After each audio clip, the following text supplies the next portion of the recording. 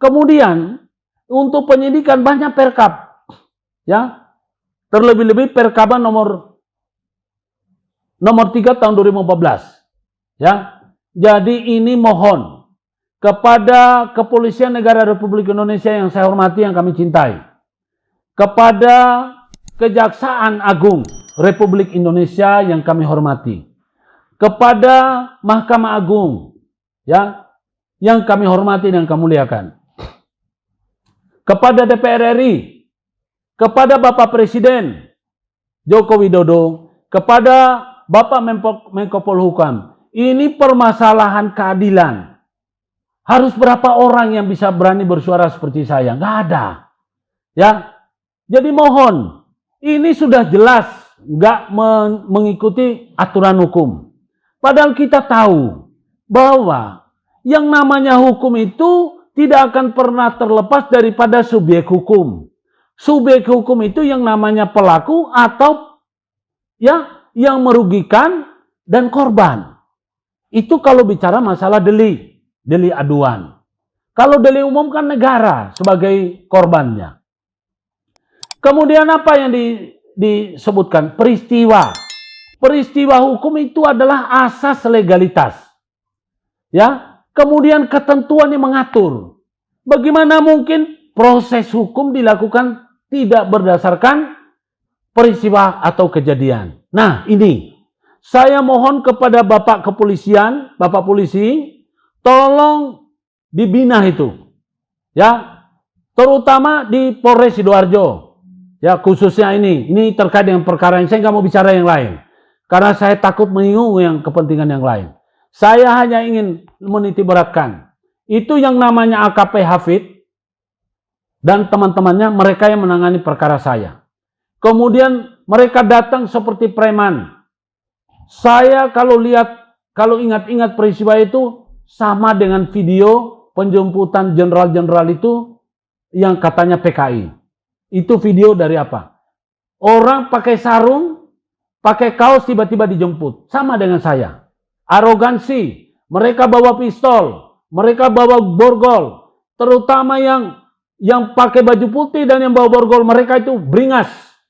Saya minta, ya, itu kalau dibiarkan kasihan masyarakat yang kecil, ya. Kemudian kita tahu kalau ketentuan ada yang mengatur, yang ini undang-undang, ya. Sedangkan negara itu atau aparat hukum itu wakili negara. Jadi ketika aparat penegak hukum bertindak yang salah, menyimpang, yang selalu disalahkan adalah negara. Makanya sering kita dengar ada orang-orang yang berbicara rezim.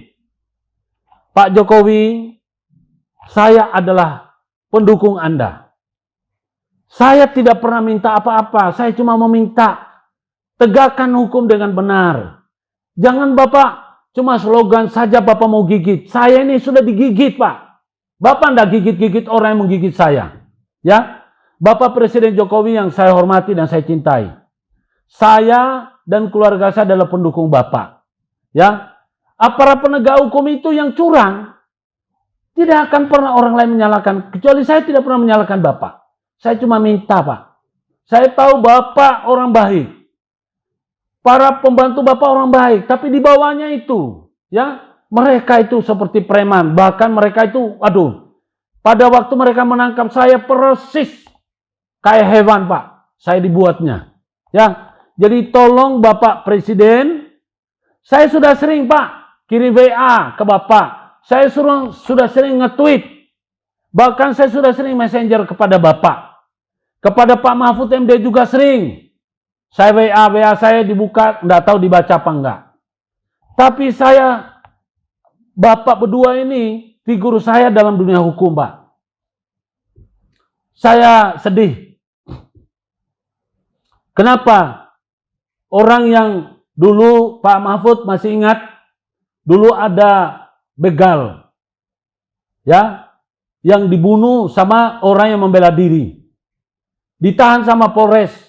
Bapak bisa bebaskan, bahkan dikasih penghargaan. Saya ini sudah bersuara.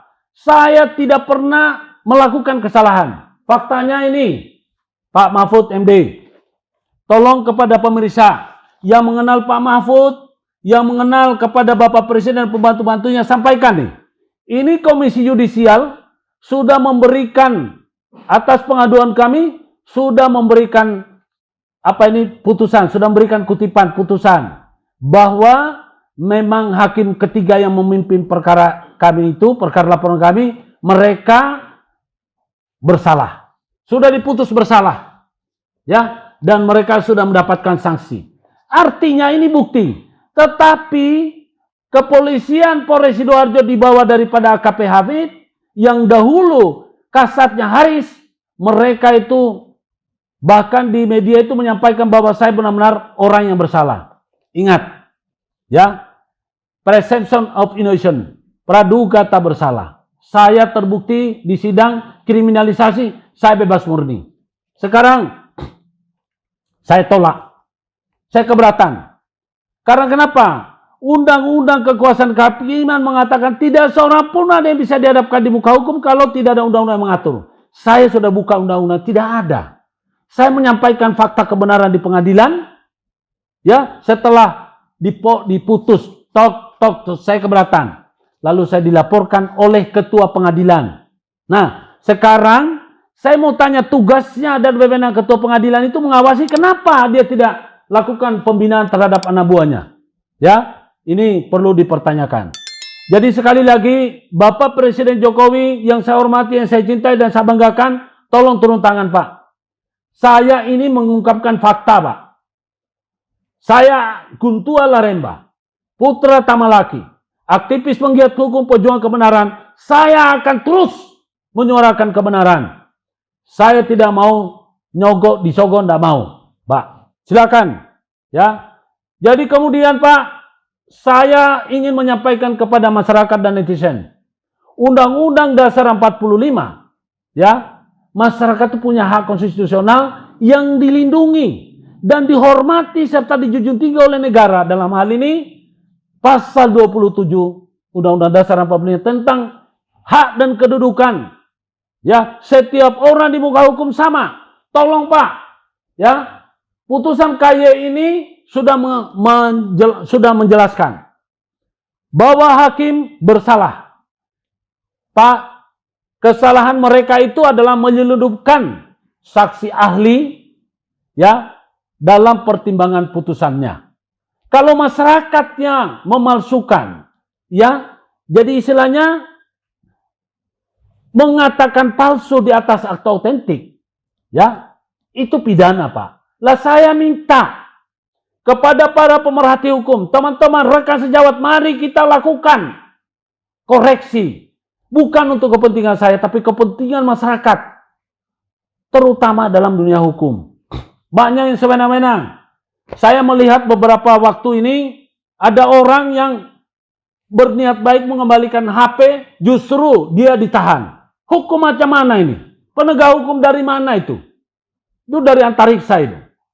Ya, ya setidaknya kita koreksi. Yang benar aja. Inilah asas legalitas yang tidak mengerti. Kemudian Pak Kapolri, tolong Pak.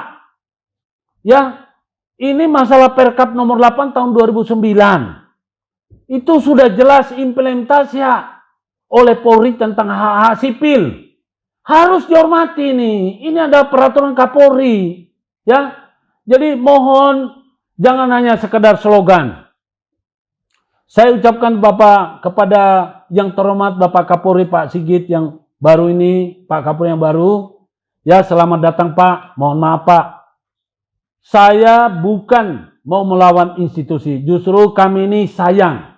Pertama, kami sayang institusi kepolisian.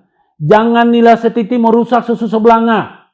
Ya, jangan karena adanya kepentingan mereka-mereka, kemudian mereka sudah tidak patuhi pada hukum.